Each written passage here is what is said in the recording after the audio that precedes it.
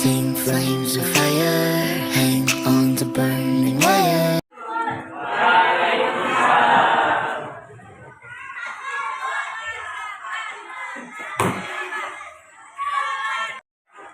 Assalamualaikum warahmatullahi wabarakatuh. Waalaikumsalam warahmatullahi wabarakatuh. Apa kabar kalian semuanya hari ini? Alhamdulillah hari ini. Alhamdulillah, mudah-mudahan kita hari ini diberi kesehatan oleh Allah sampai kapanpun. Hari ini siapa yang tidak hadir? Naisa sama Zalika. Naisa sama Zalika. Dua orang keterangannya mudah-mudahan Naisa sama Raisa dan Zalika diberi kesehatan ya. Dan kita yang ada di sini mudah-mudahan sehat terus dan bisa sekolah. Oke, baiklah. Untuk memulai pelajaran kali ini ya, supaya kita mendapat kelancaran, terus diridhoi Allah, untuk mendapat manfaat dalam pembelajaran. Seperti biasa, sebaiknya kita memulai dengan membaca doa. Silakan ketua kelasnya memimpin doa belajar hari ini. 3. Berdoa mulai.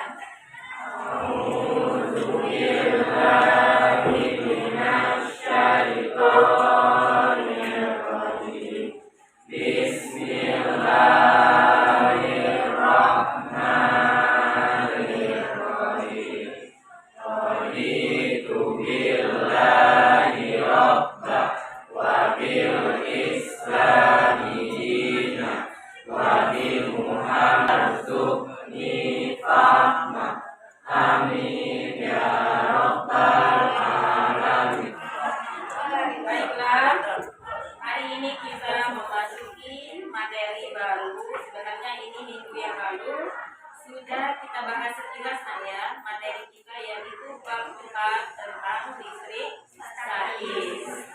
Adapun tujuan pembelajaran hari ini ya, yang pertama, siswa dapat menjelaskan apakah itu listrik statis. Itu yang pertama. Terus tujuan yang kedua, siswa dapat menjelaskan interaksi muatan listrik. Tujuan pembelajaran kita hari ini yang ketiga adalah siswa dapat menjelaskan apa itu hukum Coulomb, bunyinya, persamaannya. Baiklah ya, kita mengingat materi yang lalu.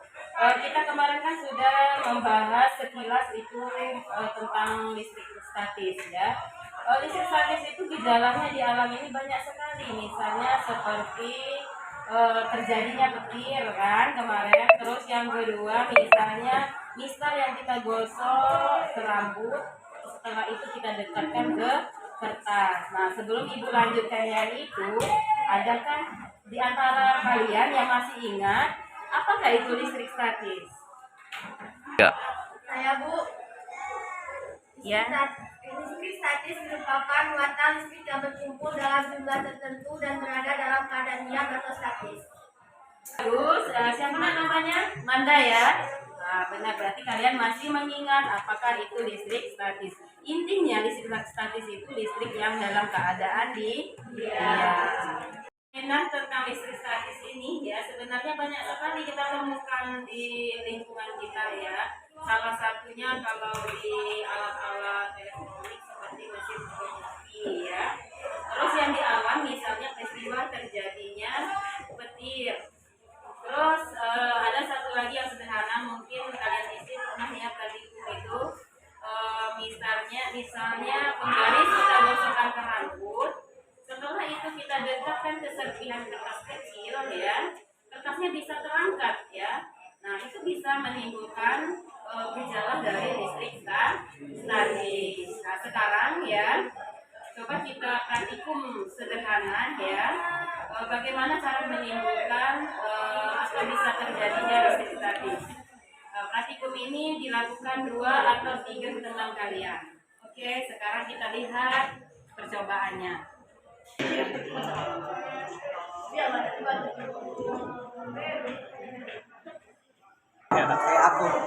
Potongan kertas, muatan negatif pada kertas menjauhi penggaris.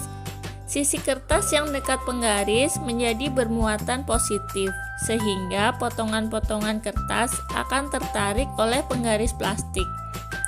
Nah, tarik-menarik antara muatan pada penggaris plastik dan potongan kertas ini merupakan salah satu bentuk gaya listrik.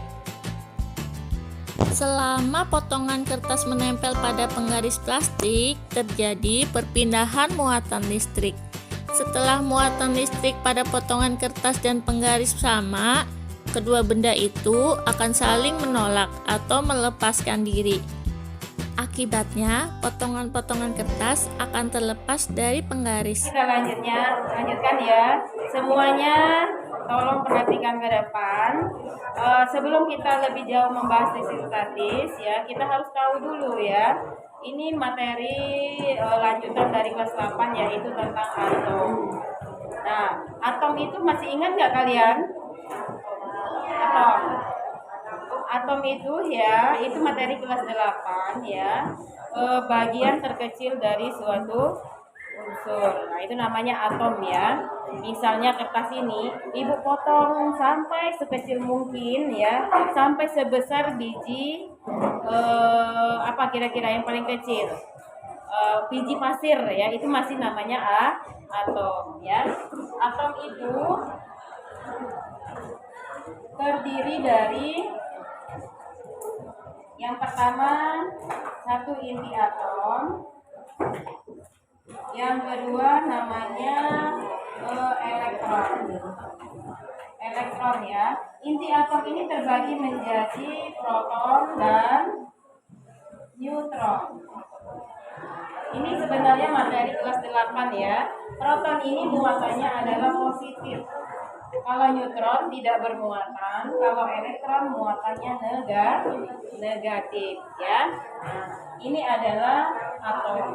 Terus interaksi pada muatan,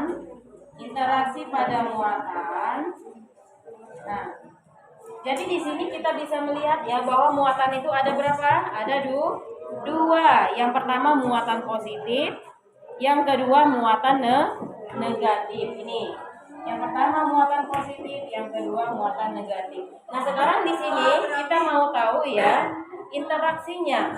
Yang pertama itu ada yang namanya tarik-menarik. Nah, tarik-menarik ini ya apabila muatannya tidak sejenis, misalnya positif dengan negatif ya. Nah, ini tarik-menarik atau kebalikannya negatif dengan positif. Ini tarik-menarik. Yang kedua ada yang namanya tolak-menolak. Nah, tolak-menolak ini muatannya sejenis ya, misalnya positif dengan positif atau negatif dengan negatif. Misalnya ya, contoh tolak-menolak. Misalnya Pairus ibu dekatkan ke Rehan. Mau nggak misalnya seperti itu? Nggak mau kan? Pasti kalau Pairus dekati ke Pebi mau nggak? Pasti mau. Berarti kalau dia tidak sejenis, dia tarik-menarik Pairus sama Pebi tadi. Tapi kalau Pairus didekatkan ke Rehan, no katanya. Atomnya seperti ini ya. Nah, ini adalah elektron ya, yang di luar ini. Terus yang di dalam ini namanya proton, ini neutron. Nah, ini ya yang di dalam ini namanya inti atom ya, yang setelah ibu buat ini sebelumnya. Nah, jadi kalau ibu gambarkan seperti ini bentuk atom itu. Nah, proton ini muatannya positif, sedangkan elektron muatannya negatif. Nah, seperti praktikum kita tadi ya, kenapa kertasnya bisa mengangkat ya? Setelah digosok ke rambut itu ya, karena elektron yang ada di rambut kita ya berpindah ke mistar. Jadi mistarnya mengalami kelebihan elektron, mengalami kelebihan muatan negatif. Perhatikan lagi ke depan, kita ingin mengetahui bagaimana atom itu bermuatan negatif. Nah, di sini ibu umpamakan ya, lingkaran yang pertama ini positifnya ada berapa di sini? Ada 5. Terus lingkaran yang kedua ada berapa? Ada 7. Berarti banyak positif atau negatif? Kalau banyak negatif ya berarti ini atom bermuatan negatif. Kenapa dikatakan atom bermuatan negatif? Karena muatan elektronnya lebih banyak dari muatan proton. Paham? Nah, terus yang berikutnya, gimana kalau atom itu dikatakan atom bermuatan positif?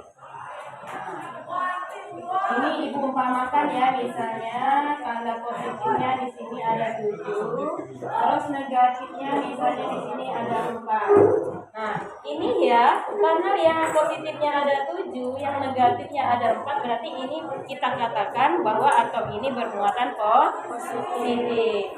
Karena ya, protonnya lebih banyak dari elektron. Sekarang perhatikan lagi ya, contoh soal ya. Contoh soal. Misalnya di sini ada bandul ya. Bandul, tahu bandul? Nah, ini seperti ini, Ibu gambarkan ya. Nah, bandulnya ini dempetan ya. Nah, ini Ibu kasih muatan positif. Muatan apakah? Ini Ibu misalnya Ibu buat A ya. Muatan apakah? Apakah A pada bandul? Nah, sekarang kalian lihat bandulnya, itu mendekat atau menjauh? Mendekat, berarti A ini muatan apa? Jawabannya A ini adalah muatan negatif. Paham sampai di sini? Demikianlah pelajaran kita hari ini ya. Mudah-mudahan kalian mengerti, insya Allah ilmunya bermanfaat dan kalian bisa mengetahui gejala listrik statis di dalam kehidupan sehari-hari. Kita lanjutkan materi ini pada hari Rabu depan.